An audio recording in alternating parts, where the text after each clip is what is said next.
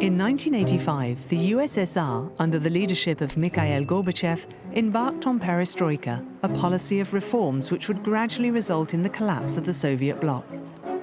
In 1989, the winds of freedom also blew across East Germany. We'll revisit this period through photos taken by an East German, Wolfgang Thomas.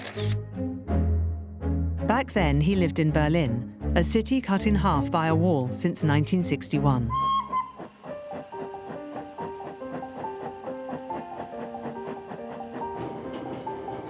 As a little kid, I dreamed of owning an electric train set. For my 10th birthday, my dad got me one. I was overjoyed. This love of trains has never left me. And years later, I became a railway worker.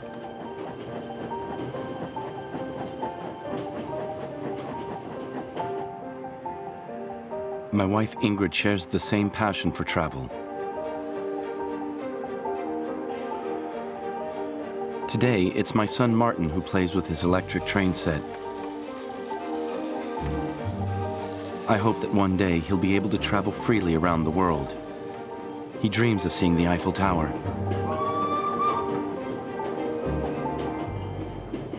And back in the early summer of 1989, this was a pipe dream.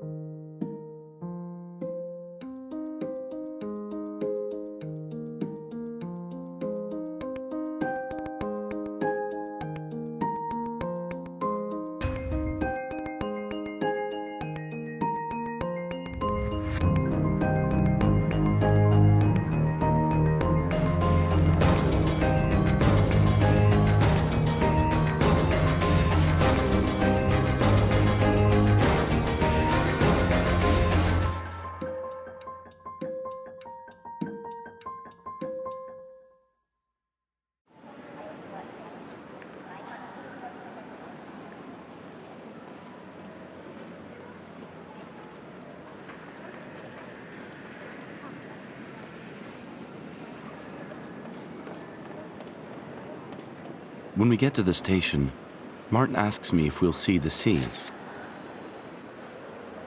He poses proudly in front of our railroad car. I feel like I'm seeing myself at his age. Every year, Ingrid, Martin, and I go on vacation in a brother country. This year, we're off to Romania. Yesterday, I told Martin the story of Dracula. After 6 hours on the train, Martin wakes up with a start. He says he dreamed a vampire was after him. Maybe I should have kept Dracula to myself. We finally reach Šižnadie, at the foot of the mountains. I stroll around this outdated village with my camera.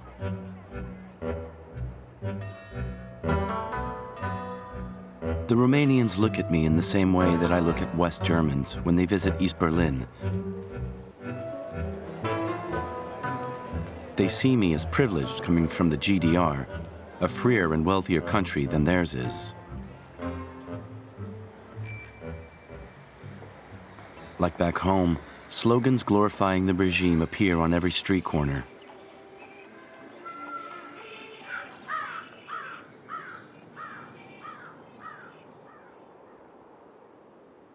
On August 15th, Ingrid, Martin, and I set off for a hike in the mountains.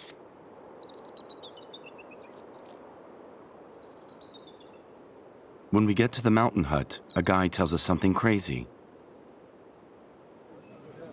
He claims that the border between Hungary and Austria is open and that hundreds of East German tourists are entering the West without being stopped.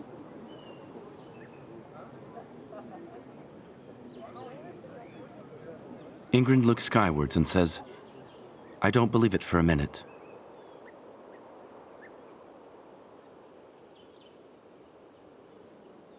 Two days later, we're on the coast of the Black Sea.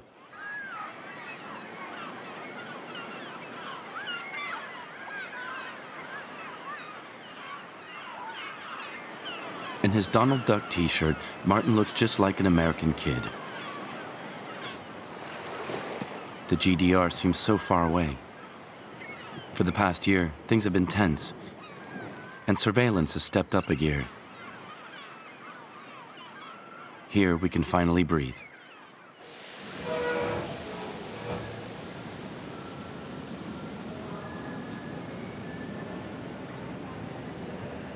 Back at the train station, we talk about the guy we met in the mountains.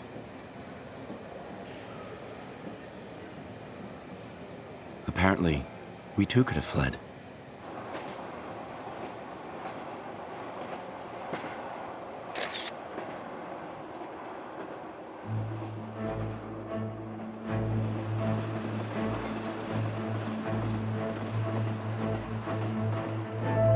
In late summer of 1989, the Hungarian government officially opened its border with Austria.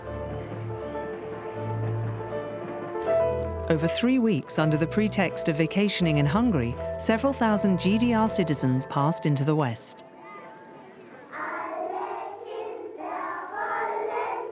On August 29th, Martin starts his new school year, while Ingrid and I go back to work.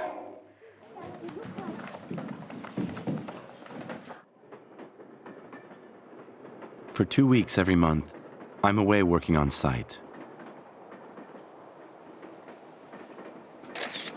All my co-workers and I talk about is the appointment of Edward Geyer as coach of the East German national soccer team. Will he manage to qualify us for the next World Cup? In truth, nobody cares that much. We're all thinking about the ongoing events, even if none of us dares talk about them. A misplaced word, a wrongly interpreted phrase, and you're in trouble. You never know who's listening. The Stasi is everywhere.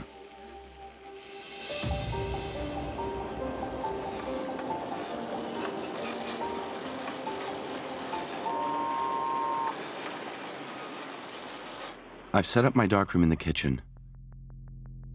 Once Ingrid and Martin are in bed, I switch on my red lamp. I can't help thinking of the words to that Nina Hagen song.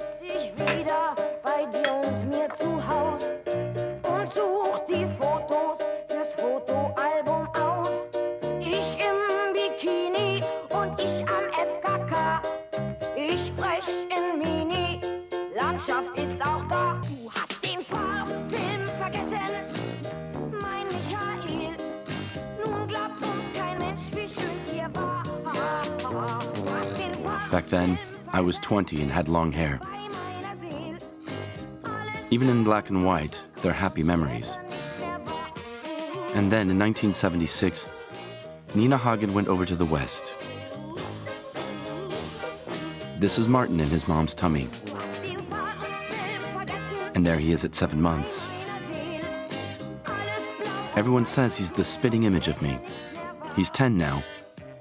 I wasn't much older when my dad vanished.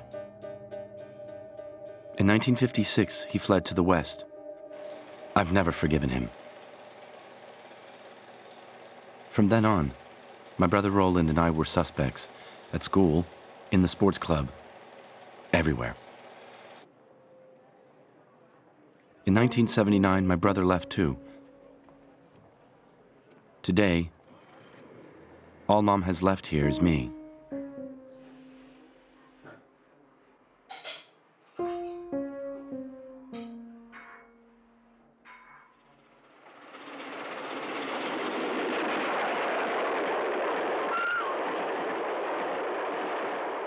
Of course, we can't stand Honecker's speeches and Stasi surveillance anymore.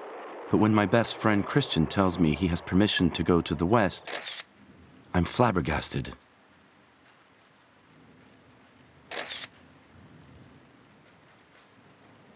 I'm happy for him, but Martin's sad. He's in love with Christian's daughter, Cindy.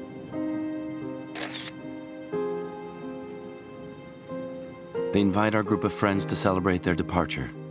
Some party. On the station platform, the mood is a bit down. Christian's wife seems happy, but he looks a bit apprehensive. He's just admitted to being scared of not being able to adapt to life in the West. I try to reassure him.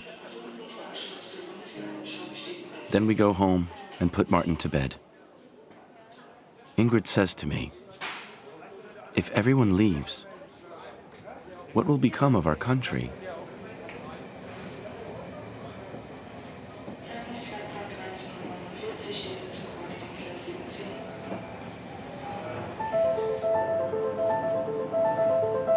On October the 2nd, Gethsemane Church in East Berlin became a hotbed of protest. Demonstrators were claiming more freedom and democracy. Across the country, Protestant pastors backed ever-growing non-violent gatherings.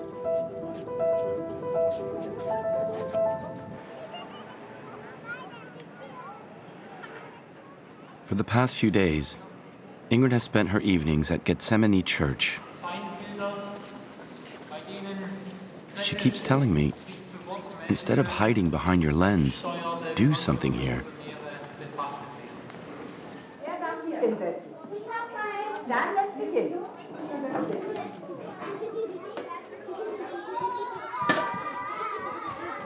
After school, Martin shows me his poetry book. Frieden ist schön, peace is beautiful. Peace is so beautiful that kids can keep going to school while their parents continue to work hard. Peace is beautiful. Frieden ist schön, ich kann auf der Wiese liegen. Frieden ist schön und furchtlos zum Himmel hochsehen. Frieden ist schön. Martin is growing up in an absurd world. All he hears are empty phrases and stupid slogans. The latest from Comrade Honecker himself. Vorwärts immer, rückwärts nimmer. Always forwards, never backwards.